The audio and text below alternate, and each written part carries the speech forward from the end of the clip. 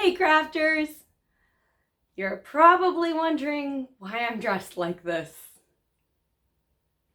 Very reasonable question. And there are two reasonable explanations. Today we are actually tackling a pattern from the 1920s. It's been way too long since we tackled a vintage pattern and created a vintage look around here. These are always a lot of fun. They may take a little time, but we love diving into history, checking out some cute fashions from the past. Explanation number two is I dressed up like this for a photo shoot and I didn't want to change. The pattern we're going to be making today is for a kimono-style robe. Very boxy, not very size specific, very basic design. The pattern is from the late 1920s, but I was able to purchase a slightly modernized pattern with modern explanations from Etsy, and I will link that down below. I love this pattern. I've made it several times. I first made it in a dressy fabric to actually wear as outerwear for a 1920s outfit, and I didn't want to spend a lot of time making it, so this was the perfect pattern for that. I've also made some for gifts, which is really fun because it's not very size specific. You can customize the fabric to the person you're making this for, and it's not a huge time investment. I am excited to be making one for me today because I found some amazing fabric. I'm actually wearing a little bit of it, and I'll just show you that in a minute. But this flannel that I got has strawberries on it, and I'm gonna use some pink gingham. It was so cute, I couldn't leave it there. So I'm excited to finally make a kimono-style robe for me. The robe is super cute for all of you flappers out there. If you want to have a vintage look, you can also wear this more modern. I plan to wear it all around my apartment as just some loungewear. But of course, this is a fun project to tackle if you're looking for a vintage look as well. I'll show you the pattern we're working with. I'll show you the fabric that inspired this project and show you how I do this. See if you get inspired to try maybe a little 1920s pattern of your own. Maybe go vintage, maybe take it modern. Up to you. Let's take a look at those patterns and fabrics and let's get started. Well, here is the vintage pattern that we're going to be using today, you guys. I purchased this one from Etsy from one of my favorite vintage pattern sellers. Of course, I will link to them down below. As you can see, this is a 1920s Asian-inspired, kimono-inspired robe or kind of a beach jacket cover-up. Just a super drapey, flowy garment. Super cute. It's very fun that people are preserving these old patterns and digitizing these things so we can keep using them, which is excellent. They're giving us some fabric recommendations. I'm kind of changing things up a little because I'm making this more of a bathrobe. So I'm going to actually be using flannel, but if we wanted it to be a little bit drapier, we could use some of these lighter fabrics that they would recommend. They're suggesting 3 yards of 36-inch wide fabric. I've got 3 yards of 40-inch fabric, but I also have 2 different fabrics. So I actually have 6 yards of fabric. So my fabric usage is going to be a little bit different from theirs, but that is okay. They're also recommending for larger bust sizes. They want you to use 40-inch wide fabric, etc. Excellent. Oh, here we go. We got some of the original pattern info from 1927. Very cute. They're suggesting one idea is to make this as a cover-up and to make it to match your swimsuit. We've got some Asian inspiration here. It's very cute. But they are recommending you could make it longer. This very popular coat is not confined to beachwear. For made a little longer, as illustrated at the bottom, it becomes quite at home in the boudoir. They're recommending silk. No, we're using flannel today, but that's okay. The updated pattern direction actually includes an example that's a little bit closer to what we're going to be going for today. I do have contrasting fabric for this collar piece and the cuffs, and I should have plenty extra to make a belt as well. I will likely be putting on some belt loops. So we're kind of branching out a little bit from the original really drapey, non-belted jacket, but I think this will be cute. I have made this, however, for a 1920s outfit, and I made it out of kind of a crushed velour, so it kind of was a dark color similar to this one. And I didn't add a belt or anything, I just wore it drapey over a dress, and it actually looked pretty good. So if you're looking for kind of an easy to make 1920s layering piece, this one's fun. I definitely want to do that again, because that was a not too difficult way to add a bit of a jacket to a 20s outfit. But yeah, there we go. Okay, so it does look like you could print this pattern, but I never did that. I just used the directions. So they include some updated, kind of modernized drafting instructions and illustrations. We're gonna use, for the body of the garment is basically here. Say there's kind of a neck hole that you cut out, and here's kind of a V, long V opening in the front. That's the neck, and here's the front of the garment. Here's the back. Yeah, so it's basically just one giant piece. Of course, we're cut on the fold here. There'd be an opening in the front, a hole for your neck, of course, with this opening, and then the rest of the fabric goes down the back. So super basic. And then these sleeves, these guys are cut on the fold as well. They're just gonna be giant rectangles.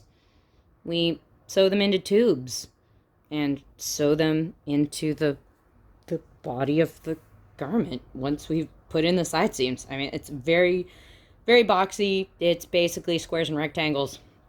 Now we've got a really long strip over here that's going to be the collar band and the sleeve cuffs.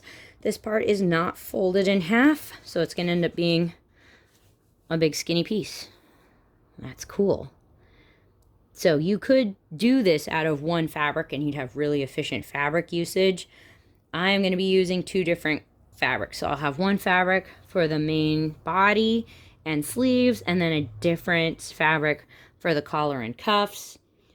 This isn't as efficient, of course. I'm going to have extra fabric of each one, especially the contrasting fabric. I'm going to have a bunch of extra, but I do have plans to use that for something else. So won't be wasting fabric here. I will, let's see, what was I going to say? Don't remember. Let's see what they're talking about here. Okay, so my cutting layout is going to look a little different from theirs because I'll be using two different pieces of fabric instead of one, so that's cool. They're telling you you could make your cuffs larger if you want. I have also made this from contrasting fabric that I didn't have that much of, and I pieced this collar piece, and I ended up just like sewing two kind of shorter pieces together at this shoulder line, and that was okay. Like, you end up having an extra seam and it's a little extra work, but it's okay. So if you don't have, you know, as large a piece of the contrasting fabric as you want, you could piece it together. That could be okay. I think they're actually doing that on one of the originals. They're adding some extra contrast fabric there. That's fun. Okay, they're also giving some directions for larger bust sizes. Awesome. Okay, so then the directions. Yeah, I'd love some pictures in here, but I did figure it out. One thing that takes a lot of time is, well, after you wrap your brain around what you got to do, they're suggesting using French seams for all the possible seams, and then the seams that you can't do French seams for, they want you to finish. So you're putting in some extra work to make it all pretty and all the edges are covered, which I could see that being super, super duper important, especially if you're doing this with like the silk fabric that they were recommending you do. Could be good though for a robe too, because you can wash it and wear it and stuff. But yeah, sometimes I get a little impatient with all that, but that's okay. We're going to keep going. I may cheat a little bit, but I'll tell you about that later. Okay, so we're folding the material crosswise along the back neckline. Join the underarm seams with French seams. Okay, and then we got to join the sleeve sections. We're going to use French seams for that. Sew those into a tube. And then we got to sew the sleeves into the body. And they tell us, I think they recommend finishing those seams by doing this. Folding them over and stitching. I'm usually a lot lazier than that, but I have tried this and it's actually a nice finish. Like, it's not too bulky under your arms. You don't really, it lays pretty nicely. Yeah, it takes a lot of time, but it's okay. Oh, and then for adding the collar. Oh wait, they want you to hem the coat and then put on the collar. You're like, let's see. Okay, sorry. You might add some embellishments. I'm not going to be doing that. Baste and stitch the collar in place, right side to the right side of the garment. And you got to round it around the neck. Opening. Okay, cool. Bring the free edge to the wrong side. Turn it in and hem it down. Little slip stitches. And then you're kind of doing something really similar with the cuffs. That takes a while. I may cheat a little bit on that. We'll see. But then you basically have a robe. I will likely add a belt as well, and then some little side loops. I'll have to sew those on by hand to hold the belt as well, just to keep this a little more in the robe territory. But I think this is going to be really cute. Hopefully kind of a fun, not too brain scratchy project. So let me show you the fabric we're working with, and let's dive in. Hee hee. Is this cute or what? Oh my gosh. Okay. I've been really enjoying the old like fruit trend. I don't know, is it a trend? Been going on for a number of years now. Kind of bringing back some of those retro prints and really bright colors. So when I found this flannel at Ye Olde Joann's, I knew I wanted it. I really enjoy how this one has a lot of pink in it, like pink and red, and the green and the white, and some yellow too, which is awesome. I actually made some pillowcases out of this fabric with this contrasting gingham. So cute. And I love them so much, so I thought, I'm gonna make me a robe, cause that just seems kind of springalicious right there, and I love it. So let's dive in. I got a whole bunch of fabric to iron, and then I gotta start cutting out some pieces. Of course, I will have extra, and I'll save that for other projects because I love this fabric. But ironing time first, and then we gotta talk cutting. Here we go. Okay, update time, guys.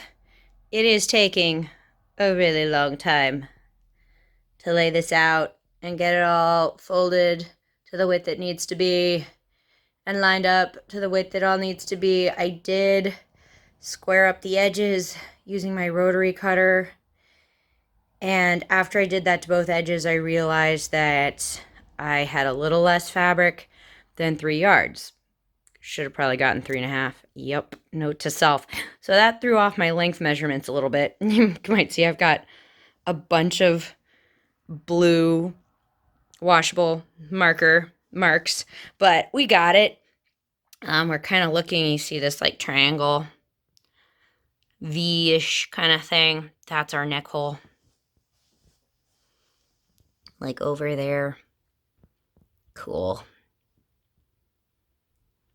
I had to adjust the lengths a little bit, but it's pretty close. And then, of course, up here, a little harder to see, we got some rectangles marked off for the sleeves. I will then have this extra fabric kind of on the side that I'll be using for another project. Of course, if I was doing this all in one piece, I would use this for the collar and sleeve cuffs, but I'm going to do those in the gingham. So I think I'm going to cut these out, and then I got to lay out the gingham according to Ye Olde dimensions and cut that out. This definitely takes me a little bit of time. I was definitely scribbling like numbers and stuff into the diagram, and I appreciate my rotary cutter and definitely like the grid rulers and stuff. Very, very awesome. But this does need to be right, so taking a little time to do it. Yay. Okay, gotta cut out these guys, and then gotta go do the gingham, people. Here we go.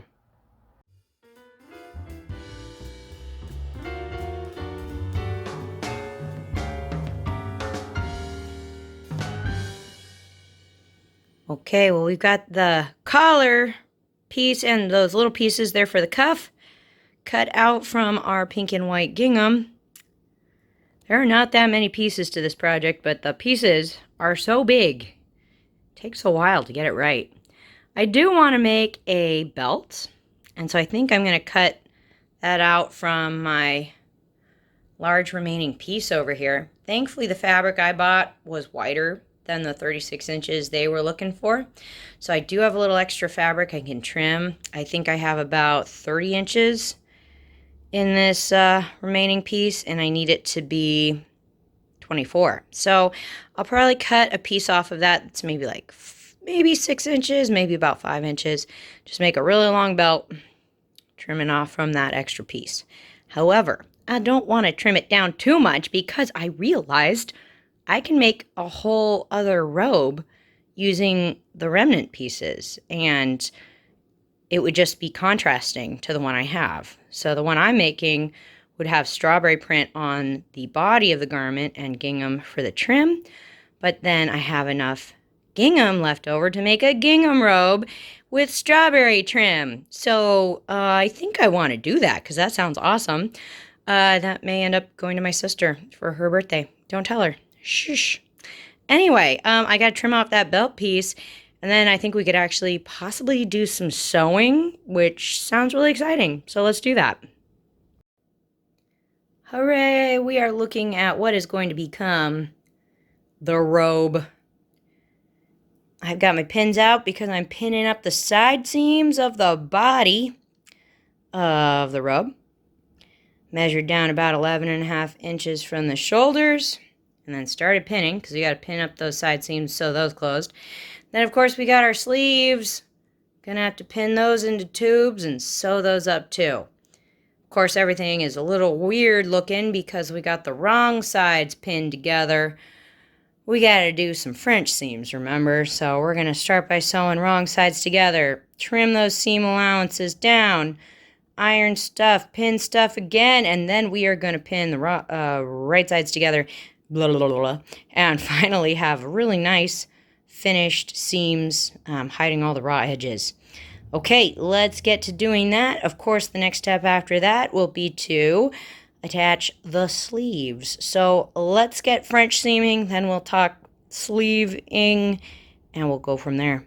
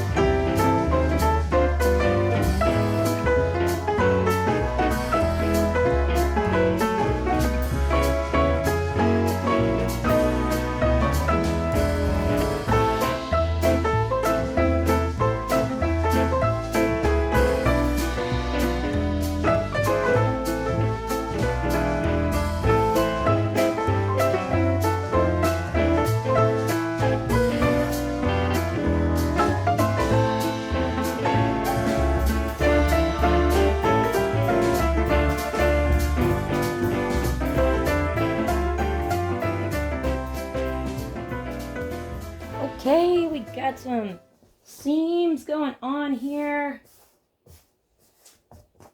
Here's the inside. Let's take a little look. Okay, we got our French seam, got all the raw edges are all tucked up in there nice and neat in our double seams. Got it on both sides, got it on our sleeves.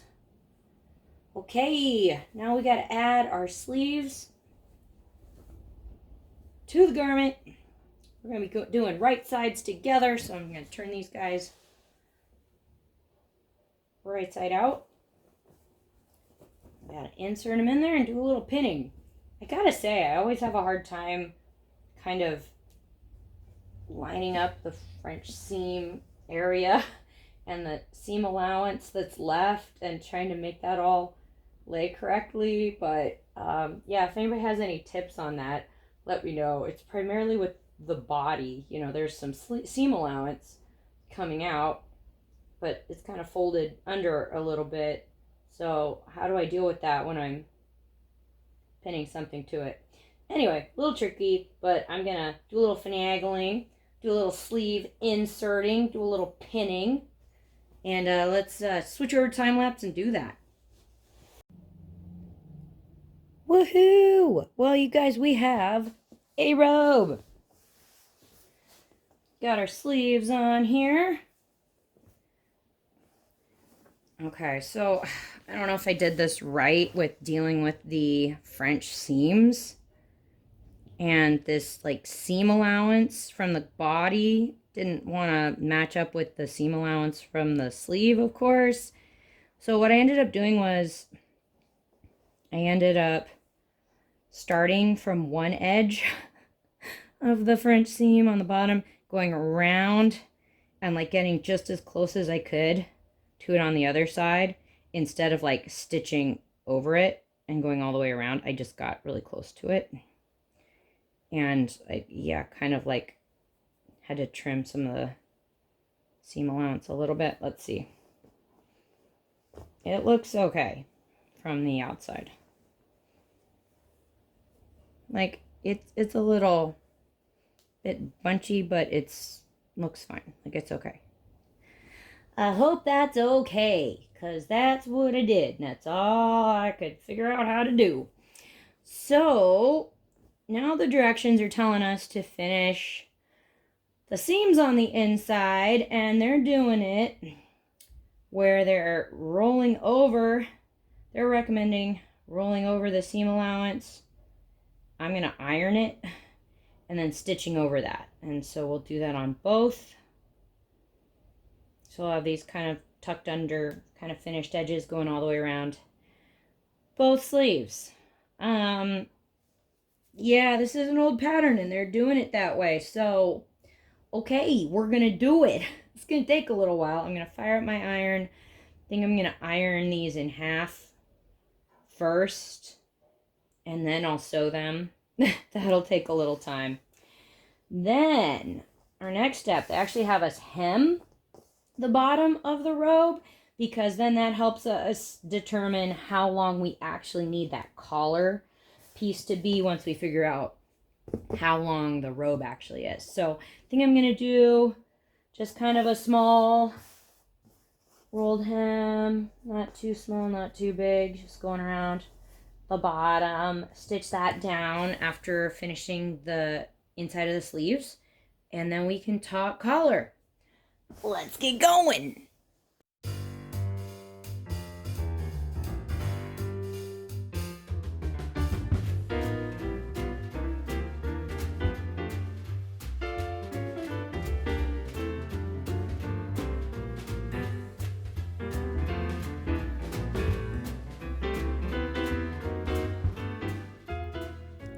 Okay, guys, so we got our robe hemmed, and you can tell we got some gingham to add.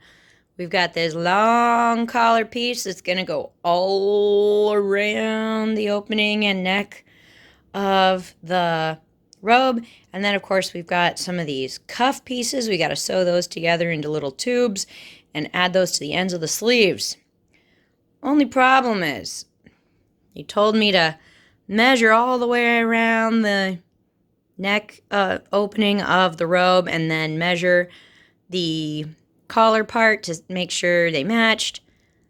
Somehow, I've got several inches difference. I've got about 87 inches on the collar piece and about 91 going around the neck. I'm not entirely sure how that happened. Looking at our diagram and kind of looking at their numbers and their math, that doesn't seem really right. Like, how did that happen? Not sure. I've measured a couple times and scratched my head a whole bunch of times. The only thing I can think of is that perhaps I bought like 1.25 yards of the strawberry fabric and forgot, thinking I just got 3 yards, and somehow didn't notice. That's all I can think of, because honestly, there should be more collar fabric than neckline. So, how'd I mess that up? Not sure.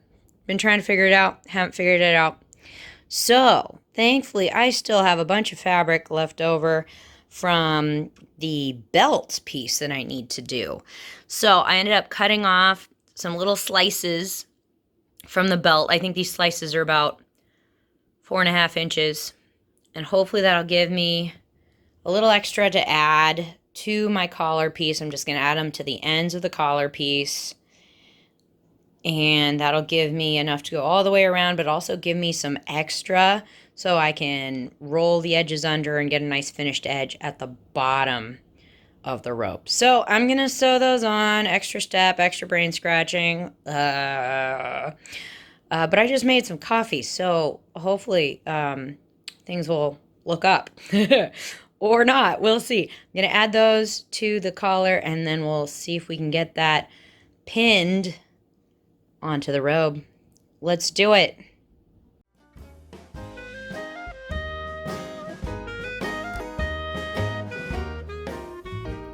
Yay! Okay, so we now have that collar pinned on.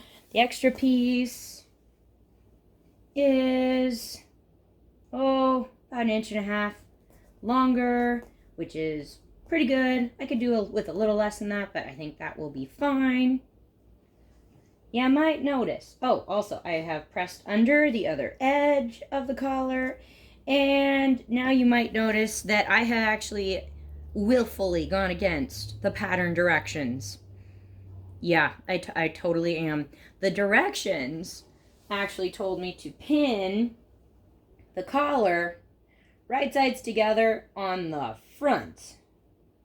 But you might notice I've pinned it to the inside of the fabric, all the way around. Okay, here's the strategy. Once that's sewn on, it's all stitched, we're going to be bringing this side around, pinning it on, and then I'm going to stitch pretty close to the edge, stitch down all the way around. Now, of course, the original way they were going to have you do it is kind of nicer. He would have you pin to this side of the fabric, stitch it, and then fold it to the back.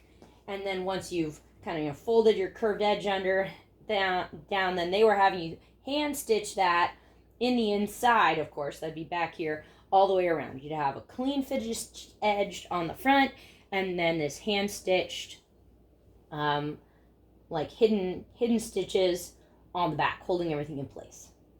Now that looks really nice, but I'm just feeling like not hand sewing this whole thing around with little tiny stitches that need to be kind of invisible. Yeah, so I'm doing this kind of the slacker route. I'm going to stitch this down. I'll fold this to the inside. I will probably do some like little marks of like, 1/2 inch around to make sure I'm lining this up where I want it. Then I'll pin it and stitch it down. And yes, you are going to be able to see that kind of top stitching from the outside, but I'm okay with that.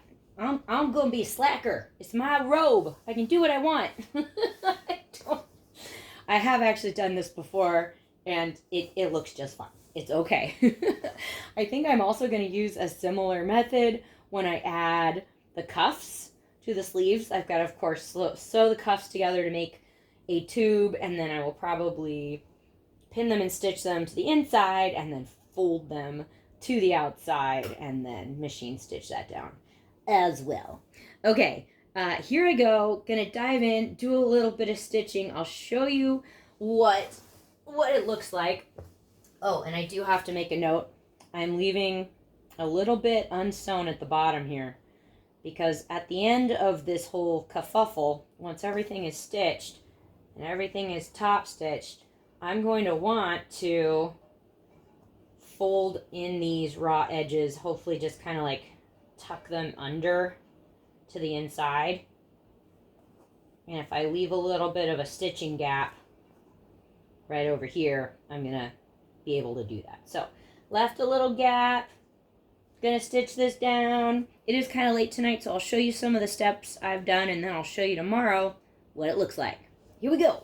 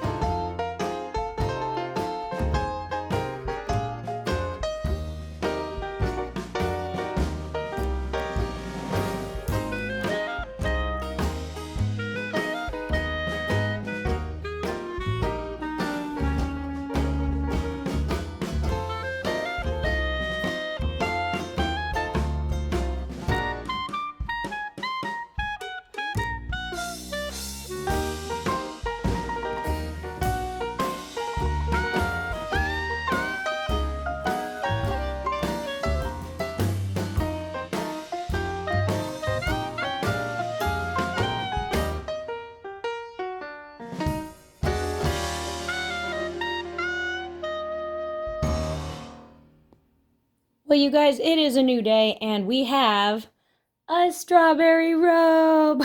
Yay! Okay, there was definitely a late night last night trying to get a bunch of this done, and I've been doing some work on it this morning, trying to get the belt and the belt loops on there. Definitely took a little longer than I thought it would. It is a basic design, but there are a lot of pieces you have to work with, finishing all those seams, and there are some really big pieces of fabric to work with, so just cutting everything out even takes a lot of time. But looking at the results, I'm really loving this. It's so cute. Of course, the pattern, amazing. Flannel from Joann's, you guys. Might not be high quality, but darn is it cute. Love the gingham print as well. Last night I added some belt loops. We'll take a look at those up close. Those are just tubes of fabric, rolled the ends under and stitched them down to make some little loops. The belt is just a really big tube. I stitched down both ends of a long piece of fabric and made a big tube out of that. Of course, I was also sewing down the collar and cuff pieces. Had to first sew those on, and then of course bringing the fabric to the front and kind of top stitching that down. That got a little problematic. Let's take a look at a couple of these things up close. Okay, so we're kind of looking at that collar piece. Yeah, when I was bringing the other side of the collar to the front and pinning it down, I had to do it a couple times. It just felt like I had too much fabric. And then, of course, sewing it down, I ended up having just, yeah, kind of this extra pleat thing I had to make in the back. Thankfully, I had started sewing from, the end of the collar piece. And this is, of course, when I'm like top stitching it on. I started from the end, and then I got to the middle mark and realized that I was going to have this bunch of extra fabric. So then I stopped stitching, and then I started from the other end and met in the middle, and then just made this kind of two little tucks or little pleats to try to kind of deal with that. Of course, if I had been hand sewing this on the inside, I could have just dealt with that easing a little bit better. But sometimes I want to change things in an attempt to be more efficient. Is it really more efficient? Well, it did save me a whole bunch of hand sewing late last night, so that's exciting. Here are my belt loops. Of course, these guys are just little tubes of fabric. Rolled the ends down. You can tell my blue pen marks here. I measured how far apart I wanted them to be based on how thick my belt was going to be. And then I just hand stitched those down. Our belt is just a tube with two seams. And then, of course, the ends are tucked under and stitched down. This project definitely takes more time than I always think it's going to. Just by, it's how simple the design is, but then there are large pieces of fabric to work with. It takes time, but I like it. Definitely worth doing for gifts as well, because it's not super size specific, and you can customize it so much with the fabric, and who doesn't need cute loungewear anyway? Well, you guys, if you get behind DIYing your own potentially berry full garments, definitely give this video a thumbs up and consider subscribing for more fun and fruity, projects coming your way from Partners in Craft. You never know what we're going to be up to around here. I'm going to put together kind of a 1920s-ish inspired outfits. I have a couple fun vintage slips that I'm going to kind of layer and just kind of put those together and see if I can pull this bathrobe off with a little 20s flair, and I'll show you what that looks like when I'm done.